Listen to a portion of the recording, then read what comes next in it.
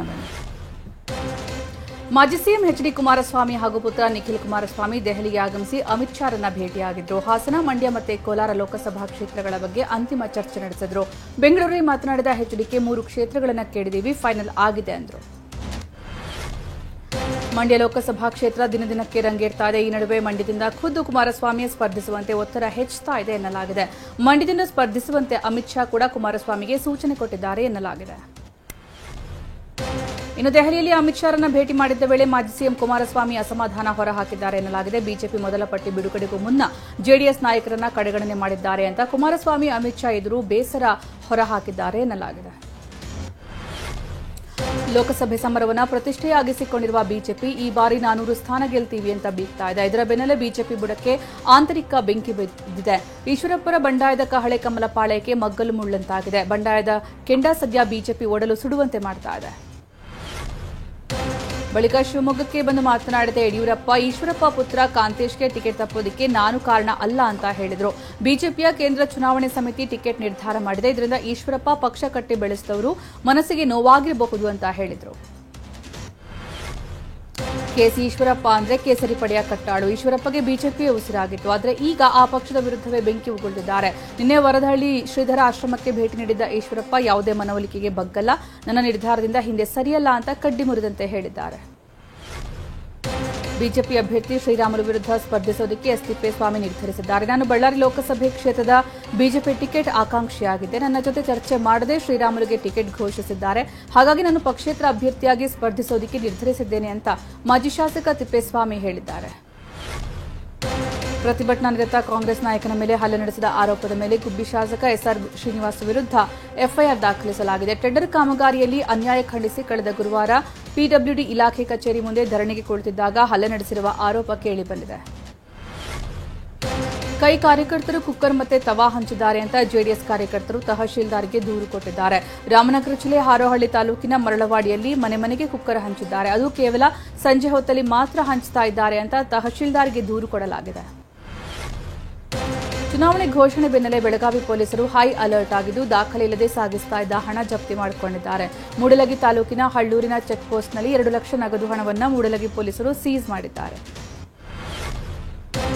ಲೋಕಸಭೆ ಚುನಾವಣೆ ಘೋಷಣೆಯಾಗಿದ್ದು ಇಂದಿನಿಂದಲೇ ನೀತಿ ಸಂಹಿತೆ ಜಾರಿಯಾಗಿದೆ. ಹೀಗಾಗಿ ರಾಮನಗರ ಜಿಲ್ಲೆಯ ಚನ್ನಪಟ್ಟಣದಲ್ಲಿ ಮರಗಳಿಗೆ ಹಾಕಿದ್ದ ಕೇಸರಿ ಧ್ವಜ ತೆರವು ಮಾಡಿದ್ರು. ಕೇಸರಿ ಧ್ವಜ ತೆರವಿಗೆ ಹಿಂದೂಪರ ಕಾರ್ಯಕರ್ತರು ಆಕ್ಷೇಪ ವ್ಯಕ್ತಪಡಿಸಿದರು. ಲೋಕಸಭೆಗೆ ಮತದಾನ ದಿನಾಂಕ ಘೋಷಣೆ ಆಗ್ತಾ ಇದ್ದಂತೆ ಪೊಲೀಸರು ಅಲರ್ಟ್ ಆಗಿದ್ದಾರೆ. ರಾಜ್ಯದ ಹಲವೆಡೆ ತಪಾಸಣೆ ನಡೆಸ್ತಾ ಇದ್ದಾರೆ. ನೆಲಮಂಗಲದ ಜಾಸ್ಟೋಲ್ ಬಳಿ ದಾಖಲೆ ಇಲ್ಲದ 7 ಲಕ್ಷ ನಗದು ಜಪ್ತಿ ಮಾಡಿಕೊಂಡಿದ್ದಾರೆ. ಕಾರಲ್ಲಿದ್ದ ತಮಿಳುನಾಡಿನ ಉದ್ಯಮಿ ರಘುಪತಿಯನ್ನ ವಶಕ್ಕೆ ಪಡೆಯಲಾಗಿದೆ. ನೆಲಮಂಗಲ ಟೌನ್ ಠಾಣೆಯಲ್ಲಿ ಪ್ರಕರಣ ದಾಖಲಾಗಿದೆ. ಬೆಂಗಳೂರು ನಗರದಲ್ಲಿ ಕುಡಿಯುವ ನೀರಿಗೆ ಸಮಸ್ಯೆ ದಿನೇ ದಿನೇ ಹೆಚ್ಚಾಗ್ತಾ ಇದ್ದು ಈ ಬಗ್ಗೆ ಟಿವಿನೇ ನೀರಿಲ್ಲ ಅಂತ ಅಭಿಯಾನ ಮಾಡ್ತಾ ಇದೆ. ಇದರ ಬೆನ್ನಲ್ಲೇ ಎಚ್ಚೆತ್ತ ಸಿಎಂ ಸಿದ್ದರಾಮಯ್ಯ ನಾಳೆ ಅಧಿಕಾರಿಗಳ ಜೊತೆಗೆ ಮಹತ್ವದ ಸಭೆ ಕರೆದಿದ್ದಾರೆ. ನಾಳೆ ಗೃಹ ಕಚೇರಿ ಕೃಷ್ಣಾದಲ್ಲಿ ಸಿಎಂ ಸಿದ್ದರಾಮಯ್ಯ ನೇತೃತ್ವದಲ್ಲಿ ಸಭೆ ನಡೆಯಲಿದೆ. ರೌಡಿ ಶೀಟರ್ ಕಾಲಿಗೆ ಫೈರಿಂಗ್ ಮಾಡಿ ಬಂಧಿಸಲಾಗಿದೆ. ಬೆಂಗಳೂರು ದಕ್ಷಿಣ ತಾಲೂಕಿನ ಕಗಲೀಪುರ ಹೊರವಲಯದಲ್ಲಿ ಘಟನೆ ನಡೆದಿದ್ದು ರೌಡಿ ಶೀಟರ್ ಸೋಮೇಶ್ ಎಂಬಾತನಿಗೆ ಫೈರಿಂಗ್ ನಡೆಸಿ ಬಂಧಿಸಲಾಗಿದೆ. ಬಂಧಿಸೋದಕ್ಕೆ ಹೋದಾಗ ಇನ್ಸ್ಪೆಕ್ಟರ್ ಮೇಲೆ ಆರೋಪಿ ಹಲ್ಲೆಗೆ ಯತ್ನಿಸಿದ್ದು ಇನ್ಸ್ಪೆಕ್ಟರ್ ಆತ್ಮರಕ್ಷಣೆಗಾಗಿ ಗುಂಡು ಹಾರಿಸಿದ್ದಾರೆ. ಕೊಪ್ಪಳ ಸೇರಿದಂತೆ ರಾಜ್ಯದ ಅನೇಕ ಕಡೆ ಭೀಕರ ಬರಗಾಲ ಆವರಿಸಿದೆ. ರೈತರು ಜಾನುವಾರುಗಳಿಗೆ ಕುಡಿಯುವ ನೀರಿನ ವ್ಯವಸ್ಥೆ, ಮೇವಿನ ವ್ಯವಸ್ಥೆ ಮಾಡೋದಕ್ಕಾಗದೆ ಪರದಾಡ್ತಿದ್ದಾರೆ. ಹಾಟಿಮುಂಡರಗಿ, ಕರಕಿಹಳ್ಳಿ ಸೇರಿದಂತೆ ಅನೇಕ ಕಡೆ ಪರದಾಟ ಮುಂದುವರೆದಿದೆ. ತುಂಗಭದ್ರಾ ಬತ್ತಿ ಹೋಗಿ ರೈತರು ಕಂಗಾಲಾಗುವಂತೆ ಮಾಡಿದೆ. ಬೆಂಗಳೂರಲ್ಲಿ ಗ್ರಾಹಕರ ಸೋಗಿನಲ್ಲಿ ಚಿನ್ನ ಕದ್ದಿದ್ದ ಖದೀಮರು ಅರೆಸ್ಟ್ ಆಗಿದ್ದಾರೆ. ಮುಬಾರಕ್ ಮತ್ತು ಅಸ್ಕರ್ ಬಂಧಿತ ಆರೋಪಿಗಳು. ಬಂಧಿತರಿಂದ 2,70,000 ಮೌಲ್ಯದ 45 ಗ್ರಾಂ ಚಿನ್ನಾಭರಣ ಜಪ್ತಿ ಮಾಡಿಕೊಳ್ಳಲಾಗಿದೆ. ಈ ಖದೀಮರು ಹೊಸಕೆರೆಹಳ್ಳಿಯ ಕೃಷ್ಣ ಬ್ಯಾಂಕರ್ಸ್ನಲ್ಲಿ ಕಳ್ಳತನ ಮಾಡಿದ್ದರು. ಕಾಂಗ್ರೆಸ್ ನಾಯಕ ರಾಹುಲ್ ಗಾಂಧಿ ನೇತೃತ್ವದ ಭಾರತ್ ಜೋಡೋ ನ್ಯಾಯಯಾತ್ರೆ ಕೊನೆಯ ಹಂತಕ್ಕೆ ತಲುಪಿದೆ. ಮಹಾರಾಷ್ಟ್ರದ ಭಿವಂಡಿಗೆ ತಲುಪಿರುವ ನ್ಯಾಯಯಾತ್ರೆ ಇಂದು ಮುಂಬೈನಲ್ಲಿ ಸಮಾರೋಪ ಸಮಾರಂಭದ ಮೂಲಕ ಯಾತ್ರೆಗೆ ತೆರೆ ಬೀಳಲಿದೆ. ಒಟ್ಟು 16 ರಾಜ್ಯಗಳು 110 ಜಿಲ್ಲೆಗಳಲ್ಲಿ ಸಂಚರಿಸಿರುವ ಭಾರತ್ ಜೋಡೋ ನ್ಯಾಯಯಾತ್ರೆಗೆ ಇಂದು ತೆರೆ ಬೀಳಲಿದೆ. 63 ದಿನಗಳ ನ್ಯಾಯಯಾತ್ರೆಯನ್ನು ಯಶಸ್ವಿಯಾಗಿ ನಡೆಸಿಕೊಂಡು ಬಂದ ರಾಹುಲ್ ಗಾಂಧಿ ಮುಂಬೈನಲ್ಲಿರುವ ಬಾಬಾ ಸಾಹೇಬ್ ಅಂಬೇಡ್ಕರ್ ಅವರ ಸಮಾಧಿಗೆ ನಮನ ಸಲ್ಲಿಸಿದರು. ಈ ವೇಳೆ ಸೋದರಿ ಪ್ರಿಯಾಂಕಾ ವಾದ್ರಾ ಸಾಥ್ ನೀಡಿದರು. ಬಳಿಕ ಭಾರತದ ಸಂವಿಧಾನ ಮತ್ತು ಪ್ರಜಾಪ್ರಭುತ್ವವನ್ನು ರಕ್ಷಿಸುತ್ತೀವಿ ಅಂತ ಪ್ರತಿಜ್ಞೆ ಮಾಡಿದರು.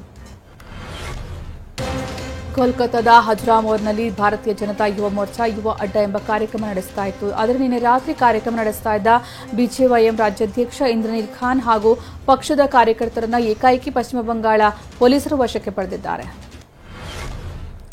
ಇಂದು ಪವರ್ ಸ್ಟಾರ್ ಪುನೀತ್ ರಾಜ್ಕುಮಾರ್ ಅವರ 49ನೇ ವರ್ಷದ ಹುಟ್ಟುಹಬ್ಬವಿದ್ದು ಕಂಠೀರವ ಸ್ಟುಡಿಯೋದಲ್ಲಿ ಪುನೀತ್ ಸ್ಮಾರಕವನ್ನು ಹೂವುಗಳಿಂದ ಅಲಂಕರಿಸಲಾಗಿದೆ.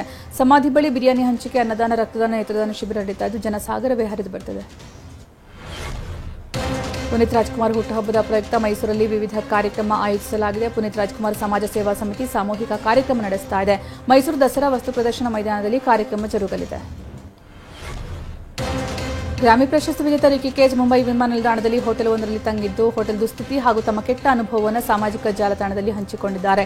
ಕೋಣೆಯಲ್ಲಿನ ಜಿರಲೆಗಳು, ಕೊಳಕು ಶೌಚಾಲಯ ಹೀಗೆ ಶುಚಿತ್ವ ಕಾಪಾಡಿಕೊಳ್ಳದ ಹೋಟೆಲ್ ವಿರುದ್ಧ ಅಸಮಾಧಾನ ಹೊರಹಾಕಿ ವಿಡಿಯೋ ಹಂಚಿಕೊಂಡಿದ್ದಾರೆ.